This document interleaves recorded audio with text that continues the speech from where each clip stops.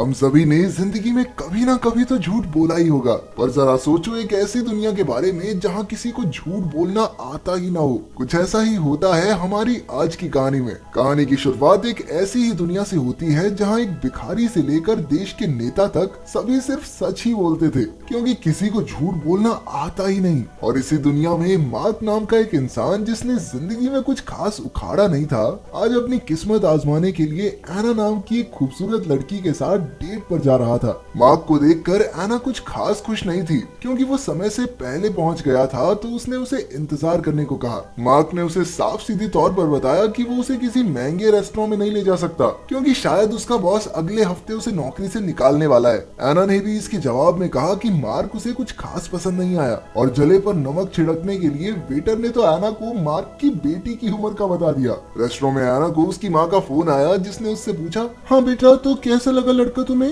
अरे मम्मी क्या बताऊं, एक नंबर का घन चक्कर है ये तो, मोटा कहीं का, मुझे डेट पे ले आया सस्ते से रेस्टोरेंट में। और इसी तरह फोन पर मार्क की जमकर बेइज्जती हुई। अगले दिन मार्क अपने ऑफिस लेक्चर फिल्म स्टूडियोज पहुंचा, जहां एक आदमी ने मार्क को इंट्रोड्यूस करते हुए सबको बताया कि वो इस कंपनी का स्क्रीन प्ले राइटर है, और साथ ही साथ सबसे आलसी और कामचोर आदमी भी। और इसे याद रखने की जरूरत नहीं है, क्योंकि कंपनी इसको जल्दी निकालने वाली है। अबे इतना सच कौन बोलता है? ऑफिस के अंदर जाने पर पहले तो शैली ने उसकी बेइज्जती की, और फिर उसी वक्त उसके बॉस एंथनी ने खराब काम की वजह से उसे नौकरी से भी निकाल दिया। मार्क इन चीजों से उभर पाता उससे पहले ही उसे एना का ईमेल मिला, जिसमें उसने लिखा था कि वैसे तो तुम बहुत अच्छी हो, पर तुम थोड़े मोटे और गरीब हो, तो मैं नहीं चाहती कि मेरे बच्चे भी मोटे और गरीब हों, तो यू आर रिजेक्टेड। ऑफिस से जाते वक्त शेली और ब्रैड ने बताया कि उन्हें हमेशा से मार्क के साथ एक ऑफिस में काम करने में शर्म आती थी, और वो जिंदगी भर एक लूजर ही रहेगा। इसके बाद मार्क एक वृद्धाश्रम में पहुंचा, जहां उसकी बूढ़ी माँ रहा करती थी।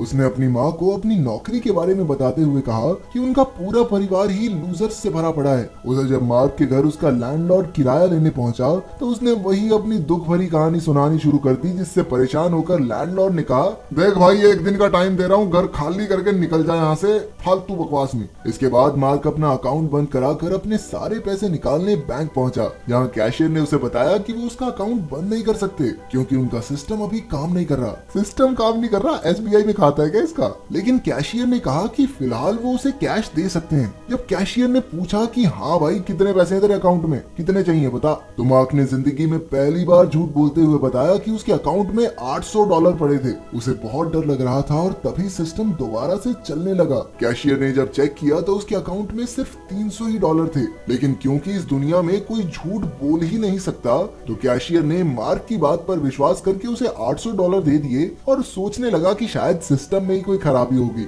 मार्क वहाँ से हैरान होकर वापस अपने घर पहुंचा, जहाँ उसने सबसे पहले घर आकर अपना रेंट भरा। फिर वो शाम को अपने दोस्तों के पास जाकर अपनी नई शक्तियों के बारे में बताने लगा, पर क्योंकि उनकी भाषा में झूठ को बताने के लिए कोई वर्ड ही नहीं था, तो ना तो मार्क उन्हें समझा पाया और ना वो समझ पाए। मार्क बार बार अपना नाम बदलता, और हर बार उसका दोस्त उसे सच मान लेता। इसके बाद उसने अपने एक दोस्त से पूछा कि उसे जिंदगी में क्या चाहिए, तो उसने जवाब दिया, भाई एक लड़की चाहिए यार, जिंदगी सूनी पड़ी है, उम्र बढ़ती जा रही है, क्या बनेगा मेरा समझ नहीं आ रही। इसके बाद मार्क बार से निकला और सामने रोड पर चलती एक औरत के पास गया। मार्क ने उससे कहा कि अगर उसने उसके साथ गुलू गुलू नहीं की तो दुनिया तबाह हो जाएगी। ये सुनकर वो लड़की डर गई और जल्दी से मार्क को लेकर एक कमरे में पहुंची। कमरे में पहुंचने के बाद मार्क ने उससे बातचीत करने की कोशिश की, लेकिन उस लड़की को तो बस दुनिया को बचाने का जोश चढ़ा था। ये सब देखकर मार्क को अजीब सा लगने लगा, जिसके बाद उसने एक फोन करने का नाटक किया और कहा कि अभी नासा से फोन आया है, उन्होंने कहा कि अब खतरा टल चुका है और अब उन्हें कुछ उल्टा पुल्टा करने की जरूरत नहीं है। वापस बार में पहुंचकर उसने अपने दोस्तों से पूछा कि वो लड़की के अलावा और क्या मांगेंगे, तो उन्होंने जवाब दिया कि ऑब्वियसली बहुत सारा पैसा। जब मार्क अपने दोस्तों के साथ बार से निकला तो उसका दोस्त नशे में गाड़ी चला रहा था, और जब एक पुलिस वाले ने आकर उन्हें ड्रंक एंड ड्राइव के चक्कर में पकड़ लिया, तो मार्क ने एक बार फिर से झूठ बोलते हुए कहा कि उसका दोस्त तो नशे में है ही नहीं, वो तो सोबर है। और अचानक से पुलिस वाला उसकी बात मान भी गया। ये बढ़िया जुगाड़ है भाई। तुमने 2 करोड़ की चोरी की है। मैंने चोरी नहीं की। ठीक है। बढ़िया दुनिया है ये। इसके बाद मार्क अपने दोस्त के साथ कसिनो पहुंचा, जहां उसने 28 नंबर पर बाजी लगा दी, पर बॉल 35 नंबर पर आकर रुकी। फिर मार्क ने सबका ध्यान भटकाकर अपने 28 नंबर को जिता दिया, और ताकि किसी को उस पर शक ना हो तो उसने कह दिया 28 तो आया था। और बाकी सब ने भी तुरंत उस पर भरोसा कर लिया। इसके बाद उसने एक के बाद एक बाजी खेली और हर बार जीतता चला गया। आखिर में वो वहाँ से बहुत सारे पैसे लेकर निकला। अब जब मार्क झूठ बोलना सीख चुका था तो उसने काफी लोगों की मदद भी की। एक दिन उसने एना को फोन करके उससे एक और मौका मांगा। उसने एना को विश्वास दिलाया कि वो पूरी तरह से बदल चुका है। उसकी ये बात सुनकर एना ने उसे एक और मौका देने का फैसला किया। उसी वक्त मार्क ने टीवी पर देखा कि न्यूज में ब्रैड की लिखी हुई चीजों की तारीफ हो रही थी। इसके बाद उसे एक आइडिया आया और उसने कागज उठाकर एक कहानी लिखनी शुरू की। फिर मार्क ने उस कागज को कॉफी में डुबाया ताकि वो थोड़ा पुराना लगे। अगले दिन वो लेक्चर फिल्म्स के ऑफिस में अपने बॉस से मिलने पहुंचा। उसने अपने बॉस एंथनी से कहा कि उसे रेगिस्तान में कुछ पुराने कागजात मिले हैं जिनके अंदर एक स्पेसशिप के क्रैश होने की पूरी कहानी लिखी थी।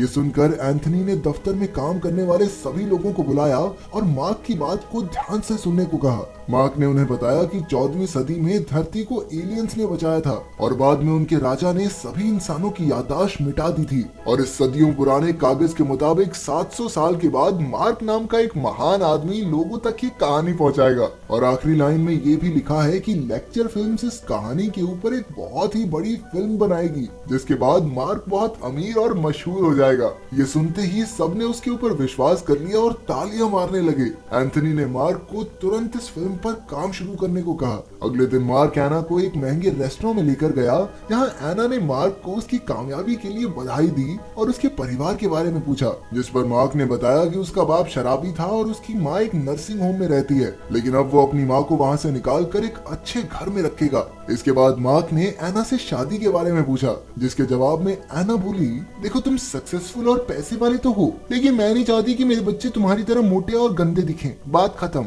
ये ज्यादा डायरेक्ट बेइज्जती नहीं हो रही? उसी वक्त अचानक मार्क को एक फोन आया कि उसकी माँ की तबीयत बिगड़ने की वजह से उन्हें हॉस्पिटल में दाखिल किया गया है। ये सुनते ही मार्क हॉस्पिटल पहुंचा जहां मार्क की माँ मौत के डर से सहमी हुई थी। ये देखकर मार्क से रहा नहीं गया और उसने उनका दिल हल्का करने के लिए झूठ बोल दिया कि मरने के बाद सब कुछ बहुत बढ़िया हो जाएगा मम्मी, चेहरे की सारी झुर्रियां चली जाएंगी, तुम जवान हो जाओगे फिर से और स्वर्ग में ये बड़ा घर मिलेगा तुमको रहने के लिए, मस्त वहाँ पे 4 नौकर मिलेंगे, सारा दिन तुम्हारे पैर दबाएंगे, ऐश काटोगी ऐश। मार्क की ये सारी बातें वहाँ खड़े डॉक्टर्स भी सुन रहे थे। अगले दिन जब वो घर पहुंचा तो उसके घर के बाहर भीड़ लगी हुई थी। लोगों ने उसे देखते ही घेर लिया और सभी मौत के बाद की जिंदगी के बारे में पूछने लगे। बड़ी मुश्किल से वो अपने घर के अंदर घुसा और जैसे ही उसने टीवी चलाया वहाँ भी यही न्यूज चल रही थी। तभी वहाँ एना भी पहुँच गई और उसने मार्क से पूछा कि आखिर उसने अपनी माँ को क्या बताया था। मार्क ने एना को यही सारी बात बताई जिस पर उसे भी 1 सेकंड में भरोसा हो गया। उसने मार्क से कहा कि उसे सभी लोगों को ये सच बताना होगा। इसके बाद मार्क ने बाहर आकर सबको बताया कि आसमान में एक बहुत ताकतवर आदमी रहता है जो मरने के बाद सबको एक बंगला, गाड़ी, नौकर, आइसक्रीम और उनके हरामी रिश्तेदारों को तेल में तलता है। ये सुनकर एक औरत ने उससे पूछा कि ये सारी बातें तुम्हें कैसे पता भैया? तो मार्क ने जवाब दिया कि वो ऊपर रहता ना आदमी, उसी ने बताया मुझे ये सब पर्सनली, एकदम कान में। इसके बाद ये बात हर जगह फैल गई। सभी अखबारों और न्यूज चैनल्स पर मार्क की इस बात के बारे में चर्चे थे। कुछ दिनों बाद मार्क ने एंथनी को वो स्क्रिप्ट पकड़ाई और फिल्म बनते ही हिट हो गई, जिसके बाद मार्क बहुत मशहूर और अमीर बन गया। एक शाम मार्क ने एना को बताया कि वो उससे अच्छे इंसान से कभी नहीं मिला। ये सुनकर एना शर्मा गई और वो दोनों किस करने के लिए एक दूसरे के करीब भी आए, लेकिन फिर वो एकदम पीछे हट गई। एना ने बताया कि मैं तुमसे प्यार तो करती हूँ, लेकिन मुझे तुम्हारी तरह मोटे और गंदे दिखने वाले बच्चे नहीं चाहिए मार्क, मैं क्या करूँ बताओ। शाम के समय एना मार्क के घर आई और उसने बताया कि वो ब्रैड के साथ डेट पर जा रही है और क्योंकि उसका शरीर एकदम सेक्सी और सुंदर है और वो प्यारे प्यारे बच्चे पैदा करेगा तो हो सकता है कि वो उसके साथ सो भी जाए। ये सुनते ही मार्क चिढ़ गया और उसने एना को समझाया कि शादी से पहले उल्टे फुल्टे काम करना गलत बात होती है। उधर डेट पर ब्रैड अपनी तारीफ करता गया और मार्क की बेइज्जती। अगले दिन जब एना मार्क का इंटरव्यू देख रही थी तो उसकी माँ ने चैनल बदल दिया। वो उसे समझाने लगी कि बेटा इस घटोत्कच से मुंह वाले से दूर रह ले, तुम दोनों का कभी कुछ नहीं बन सकता क्योंकि ये हमेशा से एक लूजर है और लूजर ही रहेगा। इसके बच्चे भी इसकी तरह मोटे और भैंस जैसे मुंह के निकलेंगे, तू देखियो। ये सारी बातें एना को बिल्कुल पसंद नहीं आई, पर उसकी माँ ने उसे जबरदस्ती ब्रैड से बात करने को कहा। कुछ महीनों बाद एना मार्क के घर पहुंची जहाँ मार्क बड़ी बड़ी दाढ़ी और बाल लेकर दरवाजा खोलने आया। मोटापे के चक्कर में भैया को रिजेक्ट कर दिया, क्या हाल बना दिया है, हे भगवान। एना ने मार्क को अपनी शादी का कार्ड पकड़ाया। कार्ड पकड़कर बेचारे मार्क ने एना को ब्रैड से शादी तोड़ने को कहा, लेकिन एना ने उसकी एक ना सुनी, क्योंकि उसे लगता था कि ब्रैड के साथ ही उसके बच्चे एकदम स्लिम, ट्रिम और स्मार्ट पैदा होंगे। एना की शादी वाले दिन मार्क के दोस्त ने आकर उसे उठाया और दाढ़ी शेव करने को कहा। उधर शादी के बीच में अचानक से मार्क ने खड़े होकर सबके सामने कहा कि एना उसके साथ ज्यादा खुश रहेगी। ये सुनकर ब्रैड ने कहा कि वो आसमान में बैठे आदमी से ही पूछे कि एना के लिए क्या सही रहेगा। मार्क आसानी से वहाँ झूठ बोल सकता था, लेकिन वो झूठ बोलकर अपने प्यार को नहीं पाना चाहता था। उसने जवाब दिया कि एना को अच्छे से पता है कि उसके लिए क्या सही रहेगा। ये बोलकर वो चर्च से जाने लगा कि तभी एना ने उसे रोककर उस आदमी से पूछने को कहा, जिस पर एक टूटे हुए मार्क ने जवाब दिया कि ये तो सिर्फ एक कहानी थी उसकी माँ का दर्द कम करने के लिए। इसके बाद एना ने उससे पूछा कि फिर उसने शादी के लिए झूठ क्यों नहीं कहा, तो मार्क ने एना से कहा कि वो उसे तहे दिल से प्यार करता है और वो चाहता है कि एना भी उसे बिना किसी फरेब के चाहे। उसकी ये बात सुनकर एना भावुक हो गई और कहने लगी कि मेरा भी मन थोड़ा सा मोटे बच्चे पैदा करने का हो रहा है। बेसिकली इन दोनों की सेटिंग हो ही गई। तो अगर आप ऐसी दुनिया में पहुंच जाएं तो आप क्या करेंगे, कमेंट्स में जरूर बताना।